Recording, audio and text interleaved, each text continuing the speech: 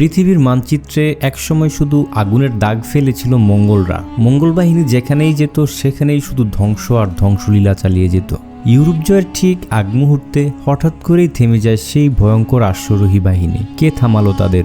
মৃত্যু নাকি ক্ষমতার লড়াই? আজ জানবো যেভাবে থেমে গেল মঙ্গল বাহিনীর জয়রথ। আমাদের চ্যানেলে নতুন হয়ে থাকলে চ্যানেলটি অবশ্যই সাবস্ক্রাইব করে দিবেন এবং বেল আইকনে ক্লিক করে দিবেন। বলতে দ্বিধা নেই, মানব সভ্যতার ইতিহাসে সবচেয়ে ভয়ঙ্কর সেনাবাহিনী হল মধ্যযুগের মঙ্গল বাহিনী, যার সূচনা হয়েছিল চেঙ্গিস খানের হাতে। মধ্যপ্রাচ্য ও ইউরোপে তাতার বাহিনী নামে পরিচিত ছিল মঙ্গল বাহিনী। 1206 সালে চেঙ্গিস খানকে মঙ্গোলীয়রা গ্রেট খান হিসেবে ঘোষণা করার পর মঙ্গল বাহিনী একে একে জয় করে নিয়েছিল এশিয়া ও ইউরোপের বিস্তীর্ণ অঞ্চল। ইতিহাসের সবচেয়ে বড় সাম্রাজ্যের মালিক ছিল মঙ্গলরা। চেঙ্গিস খানের সময় থেকে শুরু হওয়া মঙ্গলদের জয়যাত্রা অব্যাহত ছিল পরবর্তী গ্রেট খানদের সময়েও। ভাবতে অবাক লাগে, 1206 সাল থেকে 1260 সাল পর্যন্ত অর্ধশত বছরে তারা একটি যুদ্ধেও হারেনি। বাগদাদ, সমরখন্ড, বেইজিং, বুখারা, আলেপ্পোর মতো বড় বড় শহর তাতারি হামলায় মাটির সাথে মিশে গিয়েছিল। পূর্ব কি পশ্চিম এমন একটি রাজ্যও ছিল না যারা মঙ্গলদের গতিপথে বিন্দুমাত্র বাধা সৃষ্টি করতে পেরেছিল। বিশ্বজয়ের যে আকাঙ্ক্ষা অপূর্ণ রেখে মারা গিয়েছিলেন চেঙ্গিস খান, তার পুত্র ও পৌত্ররা সেইটার যেন সত্য করতে যাচ্ছিলেন। তাদের বর্বরতায় ইউরোপ ও এশিয়ার কোটি কোটি নিরীহ মানুষ প্রাণ দিয়েছে অনেকটা বিনা প্রতিরোধে। তাই সারা দুনিয়ার মানুষ ভাবতে শুরু করেছিল মঙ্গলদের থামানো বোধ হয় অসম্ভব। কিন্তু 1260 সালে হঠাৎই থেমে গেল অপ্রতিরোধ্য মঙ্গলদের জয়রথ। এক অসাধ্য সাধন হয় ফিলিস্তিনের গাজার অদূরে আইন জালুদ প্রান্তরে। মঙ্গলদের উত্থানের যুগে মধ্যপ্রাচ্যের মুসলিম দেশগুলো বেশ কয়েকটি ছোট ছোট বিচ্ছিন্ন রাজ্যে বিভক্ত ছিল, যেটা ইসলামের উত্থানের শুরু থেকে তখন পর্যন্ত 600 বছরের ইতিহাসে কখনো ঘটেনি। ইসলামী খিলাফত তখন আব্বাসীয়দের হাতে। নামমাত্র আব্বাসীয় খলিফাদের রাজধানী ছিল বাগদাদে। খলিফা হারুনুর রশিদ, খলিফা মুহতাসিম বিল্লাহ কিংবা খলিফা মামুন, মনসুর ও মুনতাসিরদের পরাক্রম তখন কেবলই কিংবদন্তি।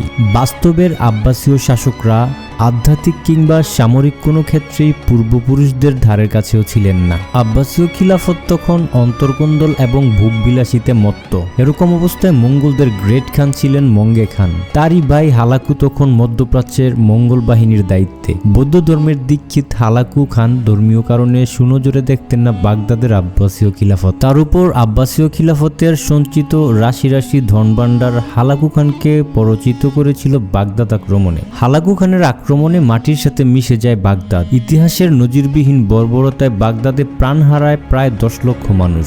শুধু বাগদাদ ধ্বংস করেই হালাকু খানের বাহিনী থেমে থাকেনি। ইরাক থেকে সিরিয়া হয়ে তারা এগিয়ে চলেছিল মিশরের দিকে। পথে সিরিয়ার দামেস্ক ও আলেপ্পোর পতন হয় তাদের হাতে। সেই শহরের মানুষগুলিকেও বরণ করতে হয়েছিল বাগদাদবাসীর মতো ভয়াবহ পরিণতি। মঙ্গলদের ভয়ে সিরিয়া থেকে পালিয়ে তখন দলে দলে মানুষ আশ্রয় নিচ্ছিল মিশরে। এদিকে হালাকুর পরবর্তী পরিকল্পনা ছিল মিশর দখল করা, কেননা তখনকার সময়ে মিশর জয় করার অর্থ সমগ্র উত্তর আফ্রিকা জয় করে ফেলা। আর উত্তর আফ্রিকা থেকে জিব্রাল্টার হয়ে একবার স্পেনে ঢোকার মানে হলো নিমেষে ইউরোপকে পদানত করা। সেটি করতে পারলেই পূর্ণ হবে পিতামহ চেঙ্গিসের বিশ্বজয়ের স্বপ্ন। তাই মঙ্গলদের বিশ্বজয়ের স্বপ্নে একমাত্র বাধা তখন মিশরের তরুণ মামলুক সুলতান সাইফুদ্দিন কুতুজ।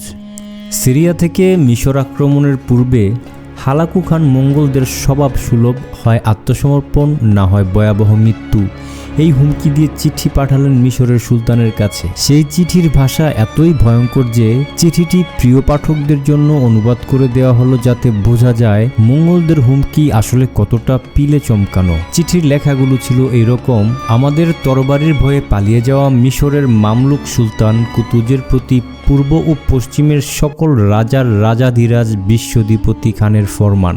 অন্য দেশগুলোর ভাগ্যে কি ঘটেছিল তোমার সেটা চিন্তা করে আমাদের কাছে আত্মসমর্পণ করা উচিত। তুমি শুনেছ কিভাবে আমরা বিশাল বিশাল সাম্রাজ্য জয় করেছি এবং বিশৃঙ্খলাময় দূষিত পৃথিবীকে পরিশুদ্ধ করেছি। আমরা বিস্তীর্ণ ভূখণ্ড জয় করে সেখানকার সব মানুষকে হত্যা করেছি। তাই আমাদের আতঙ্কের হাত থেকে তুমিও পালিয়ে বাঁচতে পারবে না। তুমি কোথায় লুকাবে? কোন রাস্তা দিয়ে পালিয়ে যাবে? আমাদের ঘোড়াগুলো যেমন তেজি, আমাদের স্বরগুলো তেমন তীক্ষ্ণ, আমাদের তরবারিগুলো বজ্রের মতো, আর আমাদের হৃদয় পর্বতের মতো শক্ত। মরুবালুকার মতো আমাদের সৈন্য সংখ্যাও গুণে শেষ করা যাবে না। না কোনো দুর্গ আমাদের আটকাতে পারবে, না কোনো সৈন্যদল পারবে আমাদের রুখতে। তোমার আল্লাহর কাছে তোমাদের ফরিয়াদ আমাদের বিরুদ্ধে কোনো কাজেই আসবে না। কোনো সুখের মাতম আমাদের হৃদয় স্পর্শ করতে পারবে না, না অশ্রু গলাতে পারবে আমাদের মন। শুধু যারা প্রাণ ভিক্ষা চাইবে তারাই আমাদের হাত থেকে বাঁচতে পারবে। যুদ্ধের দাবানল ছড়িয়ে পড়ার আগেই তোমার উত্তর পাঠিয়ে দিও। কোনো প্রতিরোধ গড়ে তোলার চেষ্টা করলে তার ফল হবে ভয়ঙ্করতম। আমরা তোমাদের মসজিদগুলো ভেঙে চুরমার করে ফেলব আর তোমাদের রবের দুর্বলতা সবার সামনে প্রকাশ করব। তারপর তোমাদের শিশু, বৃদ্ধ নির্বিশেষে সবাইকে হত্যা করব। মনে রেখো, এই মুহূর্তে তোমরা আমাদের একমাত্র শত্রু।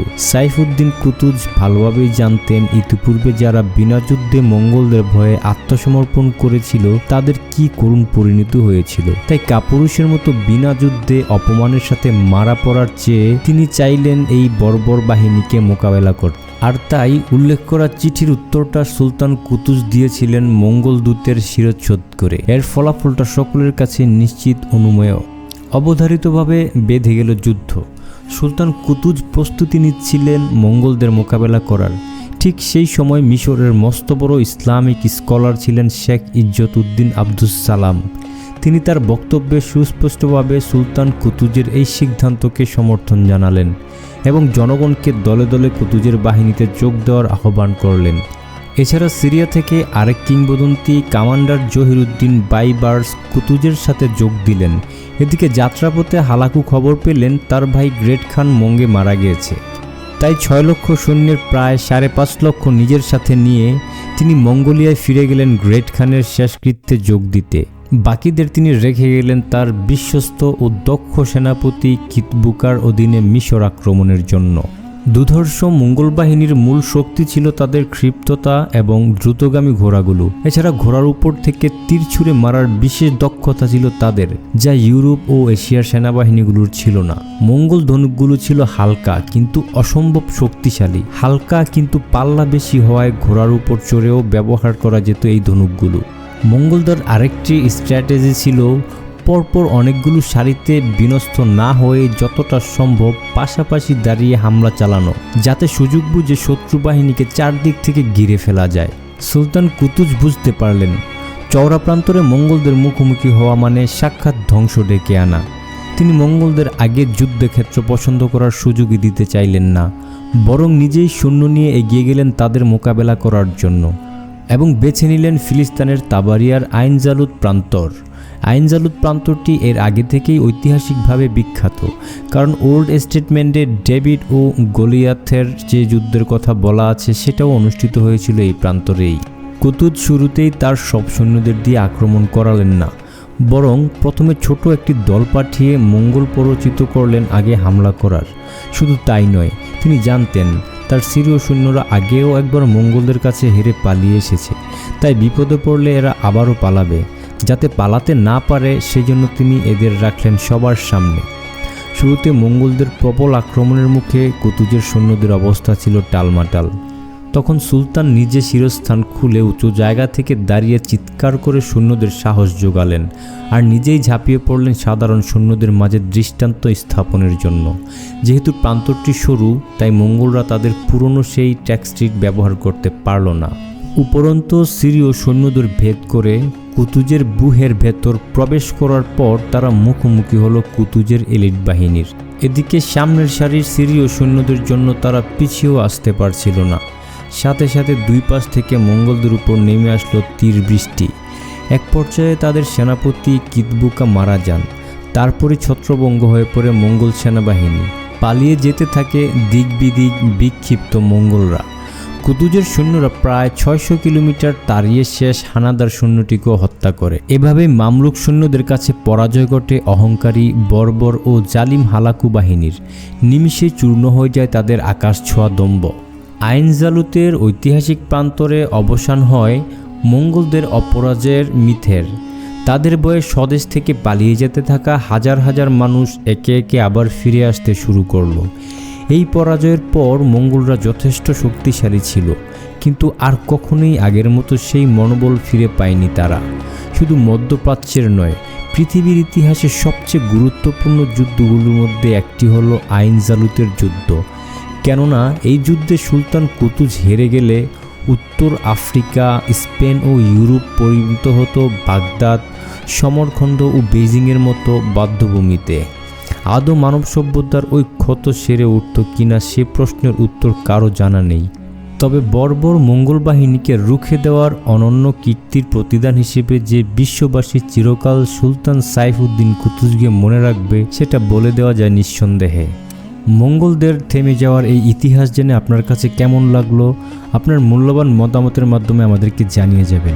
আর আমাদের চ্যানেলে নতুন হয়ে থাকলে অবশ্যই একটি লাইক, একটি কমেন্ট এবং সাবস্ক্রাইব করে বেল আইকনে ক্লিক করে দেবেন।